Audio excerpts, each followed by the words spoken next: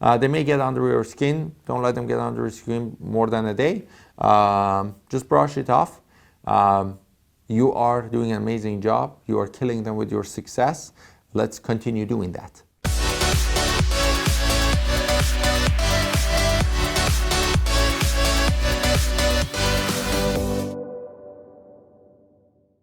Hey, this is Iman Agai, international public speaker, serial entrepreneur, and a best-selling author. And today I'm going to answer a question about public speaking. What technique do you use not to let a negative energy in the room affect you?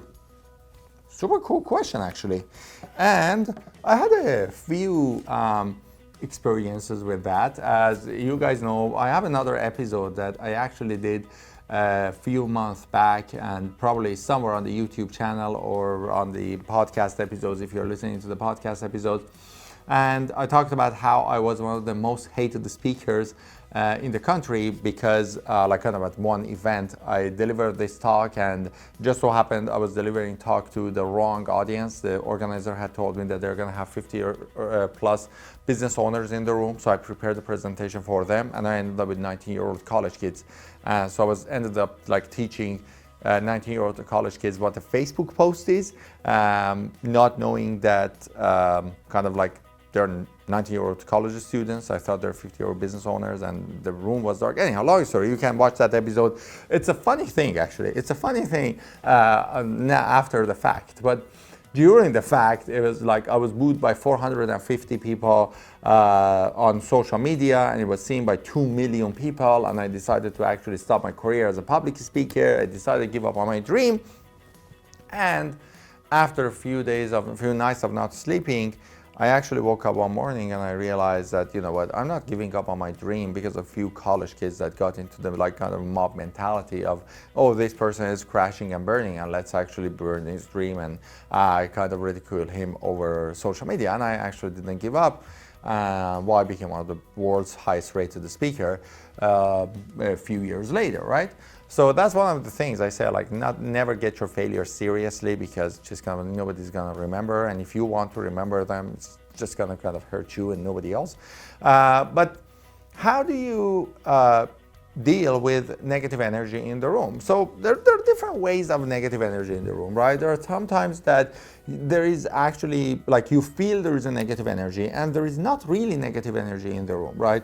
There are times that you walk into an event and everybody's sitting like that, not looking at you, not like, what's going on, right?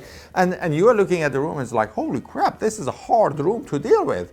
And you know, but you don't have any negative signs or anything like that. So there are a few things that I actually always look at. Number one, if I feel the room is hard, I always try to get them engaged, right? So for example, one of the usual things I do on the stage, the moment I get on the stage, I say, hello everyone. And if people say hello, and it's like, no, okay.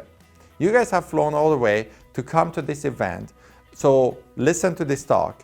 And then when I say hello, you're just like, hello? Let's retry this. Let's try it. Let's show you have energy, right? Hello, everyone. And we're like, hello. And it's like, okay, now that's a good way. Okay, now that's the way that we're going to do this, right? So now I get like kind of the room energized regardless and stuff like that, right? But many times you actually deliver the talk, and as you're delivering the talk, you look at people's face and you're like, oh, you know, this person is frowning and that person is frowning and that person is doing like this. Based on my experience, many of the times this is actually something that's happening in your mind, not something that actually people are experiencing. And I just kind of don't read into it unless I have a sign, right? Like, I mean, like literally if a person goes and starts heckling, like goes to the microphone and starts heckling, or a person in the back of the room is heckling or something like that, I don't even read to these type of things. I just deliver my presentation. I try to get the audience more engaged. If I feel like the audience isn't really like super active, I just get them being more engaged. One of the things I say, one of the things I do, for example, like I get them to repeat after me. I get them to say yes. I get them like, especially like saying yes. I ask them questions that I know the answer is yes, and then I get them to say yes. For example, say, do you follow me? Yes. I say yes, you know, and everybody's like, yes, you know.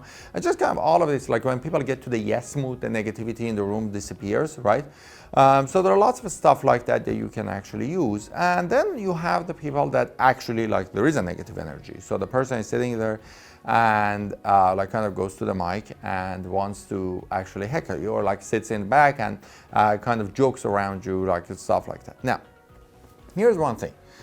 Based on my experience, lots of times people try to heckle you with asking questions. And this is how I actually see it. I always just answer the question as authentically and as true as I can. For example, a few years back, I was at a seminar and I was talking about the $1 million idea, and I know for the fact, like, one of the people that was sitting there was sitting beside a person that was very unhappy that I was on the stage, right? Unfortunately, in the industry, sometimes you have people that are, you know, jealous or envy you, or like kind of try to, kind of undermine your success and stuff like that, which I don't care, honestly. To me, it doesn't matter. Like, I mean, they can envy me as much as they can. I don't care, right? But yeah, like I know that this person was sitting beside that other person, that person's a very good friend. And as I was talking about like this idea of $1 million ideas, they were like kind of talking to each other. And I actually saw this, that she's like, oh, let me actually kind of screw with him on the stage, right? So she got the microphone and she asked me a question. She asked me like, okay, wait a second. How do you know the first idea is your $1 million idea, right? So it was a kind of question that like kind of was going against like what I was talking about. And instead of thinking that this person is trying to heckle or is trying to undermine me, I actually thought, what if this is a genuine question? So I saw this with my eyes, that like kind of she literally got the microphone because she wanted to be a heckler, right? But instead of thinking about it that way, I thought, well, what if I actually look at her as if she asked a genuine question and she wants to know the answer. And so I actually answered her as if she really asked a genuine question. Now, here's what happened. I answered her, I gave her very proper advice and stuff like that. And I came down the stage, and when I came down the stage in the break, a couple of people came to me and they're like, Iman, you handled this like amazingly. I said, what do you mean? They're like, well, the person was just clearly trying to undermine what you were talking about. But you didn't even you didn't even care. Like, you just answered her exactly as if like she asked a very standard question. I'm like, because to me, it doesn't matter like what she was trying to do. To me, I have an audience member that asked a question and I have to answer, right? And that was it for me. That was the only thing. I didn't try to impress her. I didn't try to kind of get ahead of her. I didn't try to get into the competition with her. It was not any of that for me. It was just like a standard question that anybody would ask, and I would answer. And you know, sometimes I would say, like, for example, like there was a time that they may actually ask a question or something that they try to, you know, undermine you, and I just go to a little bit like kind of more detail. It's like they ask a question, I'm like, okay, so can you tell me more about this? And when they say it, I'm like, okay, so what led you to think about it this way, right? And kind of like go a little bit more deeper and deeper and deeper. And instead of trying to undermine them or try to let them undermine me, I actually go and ask more questions about, you know, why they are asking the questions and where they are heading with it. And most of the times they actually back up. They back off and they come up with better answers, and they kind of get really open about, you know, the pieces, and you know, kind of the whole story gets solved and fixed. So based on my experience, never actually buy into other people's agenda, you know.